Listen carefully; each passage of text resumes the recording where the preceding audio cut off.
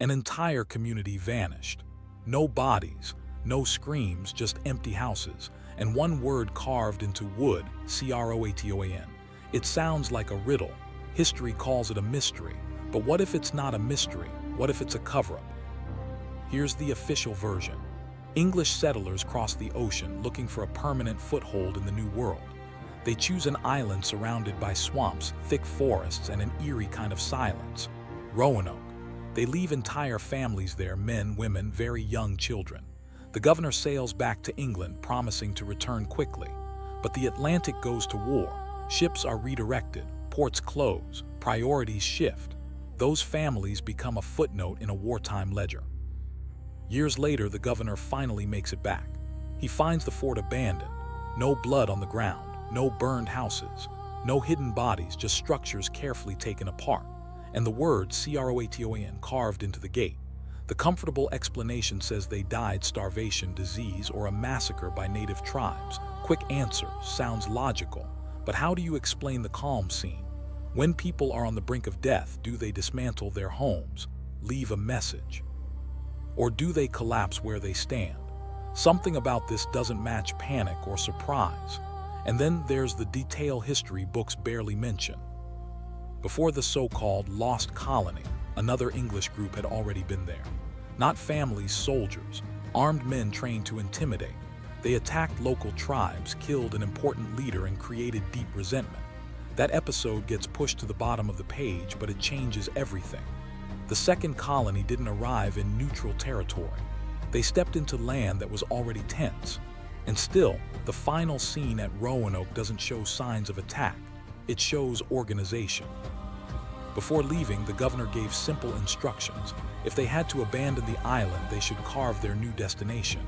If they were in deadly danger, they should carve a cross as well. On the gate, there's one word, Croatoan. No cross, no urgent distress signal. The message doesn't say we're dying. It says we went there. Croatoan was a nearby island, home to native people who already had contact with the English. The governor sees the carving, understands the direction, plans to follow, but a storm hits. The sailors refuse to continue. He sails back to England without ever checking the only real lead he had. On paper, the colony becomes lost. In reality, no one made a serious effort to find them. And the real shock wasn't in the reports. It was hidden in the governor's own map. Years pass. The story hardens into a slogan, the Lost Colony, an unexplained disappearance. The phrase shuts down deeper questions. Meanwhile, in London, a map sits quietly drawn by the governor himself. Rivers, coastlines, islands, and a small patch of paper pasted onto it. For centuries, no one pays attention, until someone studies it under special light. Beneath that patch is a hidden drawing, a fort, not on Roanoke, not on Croatoan, but inland away from Spanish ships, close to native villages, in a spot perfect for blending in and surviving. So ask yourself, why hide a fort on a colonial map? Why cover the only fort symbol in that region? Whoever added that patch knew exactly what they were concealing. At the time, the Spanish Empire was spying on everything. Maps were weapons. Erasing a fort could protect a secret plan or hide responsibility. If the map isn't telling the truth, what else is?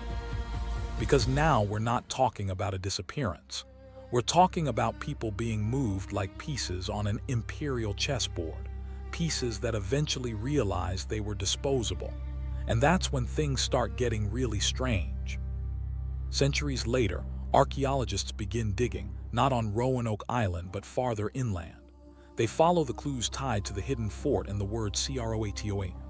What they find isn't what you'd expect from a mystery with no answers.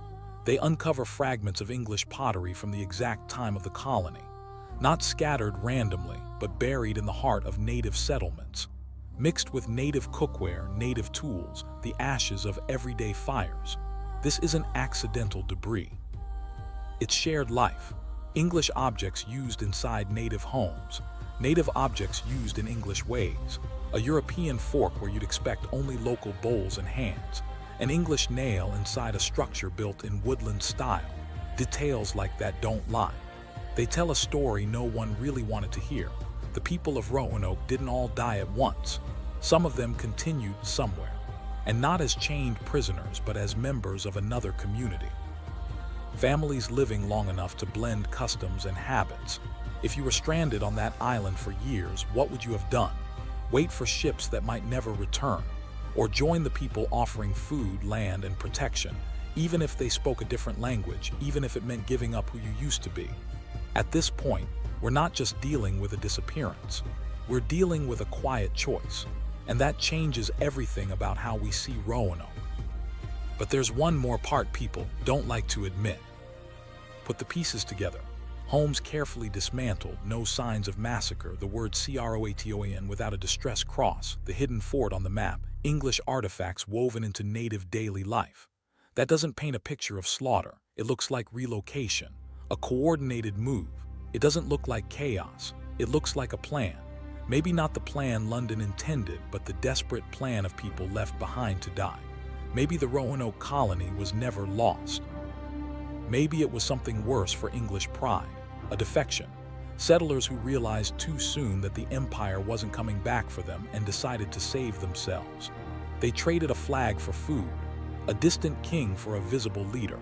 They stopped being proper English colonists and became something else, something the crown didn't have a category for, and that's the version history has no interest in repeating. If Roanoke didn't die but transformed, one question lingers. What does an empire do with people who no longer fit any label? Centuries later, communities in that region show mixed traits: lighter skin among native groups, English surnames in tribal records, stories of ancestors who came from the sea.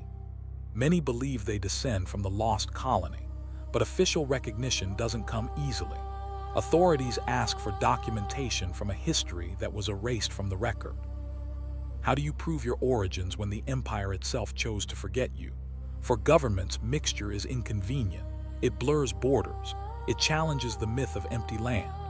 Because if the colonists survived by blending in, then the land was never empty, and the whole narrative of civilizing a wilderness starts to crack. So why is it so convenient to say Roanoke simply vanished? Because a lost colony justifies trying again with more control, more force. We failed because the environment was hostile. Next time we go in stronger. In that process, entire peoples are displaced to make room for a cleaner story, one where no one survives outside the official script. Maybe that's the real darkness of Roanoke. Not what happened on the island, but what happened afterward. Possible survivors turned into administrative ghosts, and that raises a question that isn't just about the past. When we say a people disappeared, are we talking about death or something colder? At the beginning, we saw a community vanish without bodies or blood. We saw one word carved into wood, Croatoan. We call it a mystery. Maybe it was never a mystery. Maybe it was a test, a brutal one. How far will someone go to escape their own empire? How far would you go rather than die waiting for help that never comes? Maybe some of the Roanoke settlers made the ultimate choice. To live, even if it meant killing the English identity inside them and being reborn as something the crown had no name for. How many other stories were buried the same way, labeled disappearances, when they were actually successful escapes from the official narrative? The past isn't dead. It was buried with patched maps, carved words, carefully calculated silence. And sometimes it was buried by the very hands of people who chose to disappear before the empire could decide their fate for them.